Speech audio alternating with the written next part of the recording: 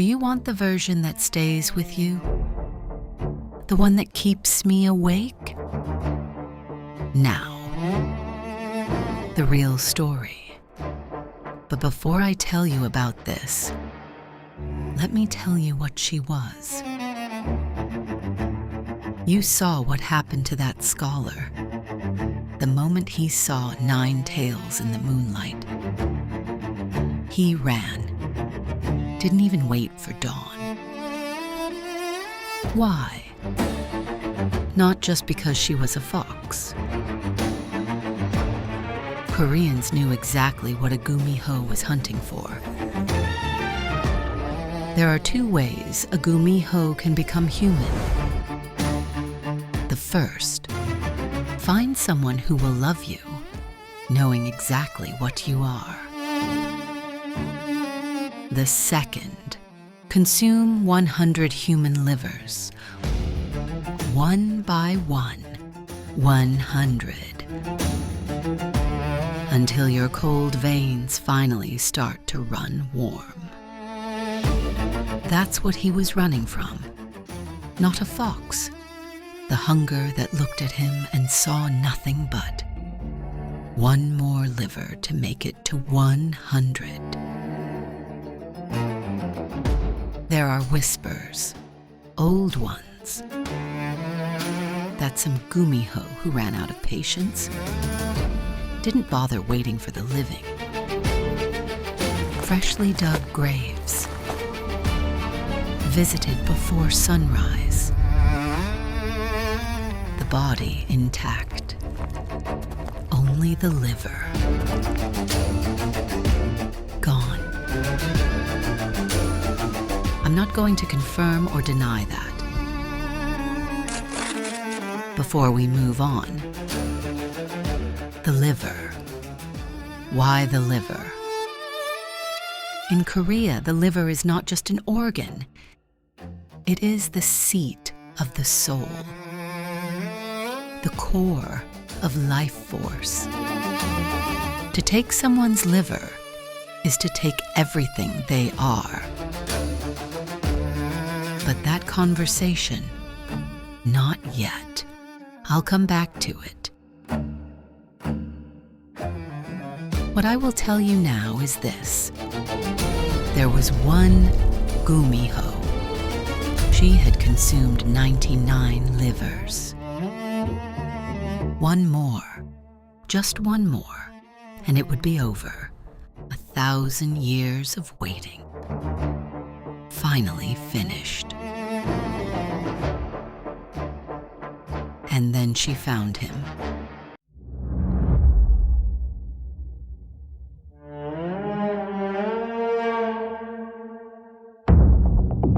He was a farmer, just a farmer. The kind of man who woke before the sun, worked until his hands cracked,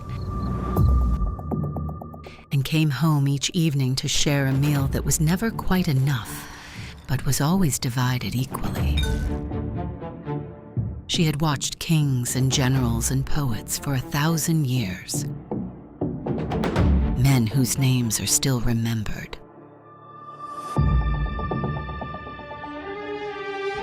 And the one she couldn't stop watching was him. Not because he was special, because he was the opposite of everything she was. She had lived 1,000 years. He would live maybe 60. She had power no human could match. He had nothing but his hands and his field. She came down from the mountain.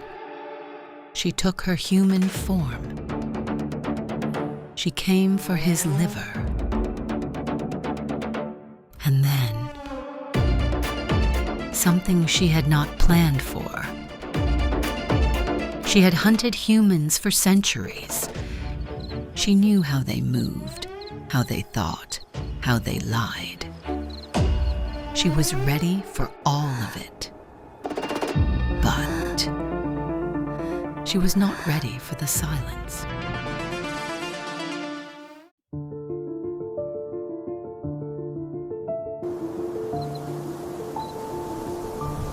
The evenings where nothing happened, where he came home tired, washed his face, sat down, and just existed. Not performing, not pretending. Just a man at the end of his day, being exactly what he was. She had lived 1,000 years. She had never just existed. She wanted to know what this feeling was. So she stayed, longer than she needed to. And somewhere in that staying, she forgot why she came. She had come to take his liver. She stayed because she couldn't. Not because she was stopped, because she didn't want to anymore. And that is the part the stories never quite know how to tell. Do you know how long it takes to learn how to be human? Not the walking, not the talking. Any fox can do that after a few centuries. I mean the small things. The way humans say goodnight to each other before they sleep. Like they're not sure the other person will still be there in the morning. The way they hold a bowl of rice with both hands when they offer it to someone. The way they laugh at things that aren't funny just to make someone else feel less alone. She learned all of it, every single thing. And slowly, he let her in. They had 1 year together, maybe a little more. I won't tell you it was perfect. It wasn't. He was stubborn. She was carrying 1,000 years of loneliness she didn't quite know how to put down. But there were also evenings. Evenings where the work was done and the fire was low and they just sat together. Not saying anything, not needing to. She told me once that those evenings were the closest she ever got to feeling human.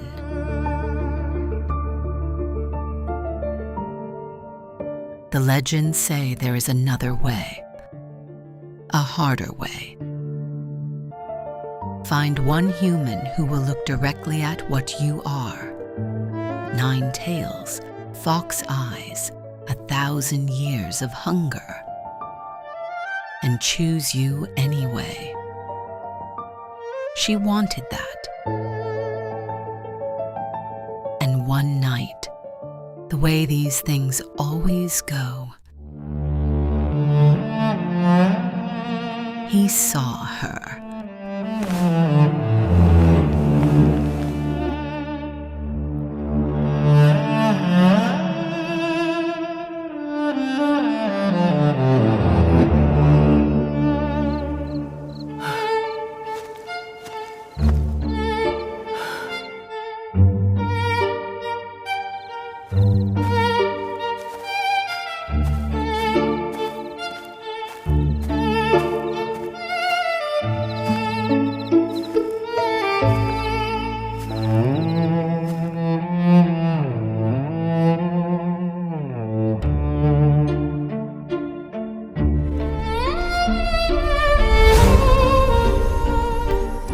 Not a glimpse, not a shadow. He saw everything. The 9 tails, the eyes he didn't recognize. Ancient, tired, hungry. The 1,000 years she'd been carrying, laid out in front of him like an accusation.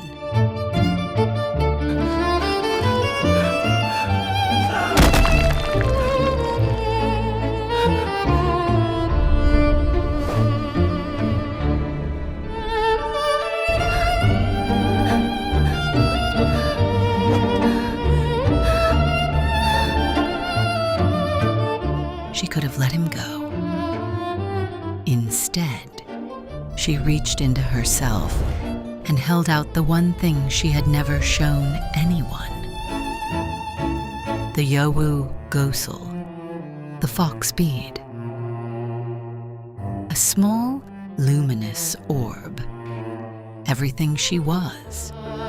Every century of accumulated power.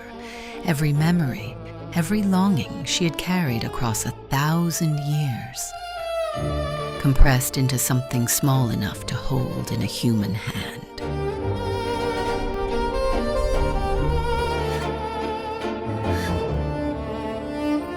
She held it out to him, open palm, no tricks, no deception, just here. This is everything I am. Take it. Know me. He hesitated. I think about that hesitation a lot. One moment, the entire distance. Between 1,000 years of loneliness and something else entirely. He ran. Early the next morning, he came back with the villagers, with torches. They found her in the forest. She hadn't run far. Maybe she was tired of running. She didn't fight. She just stood there, 9 tails folded in like a dying flower, eyes down. Her last words. I only wanted to be like you. She wasn't hunting. She was only asking to be accepted, and nobody ever did. How about you? Would you have accepted?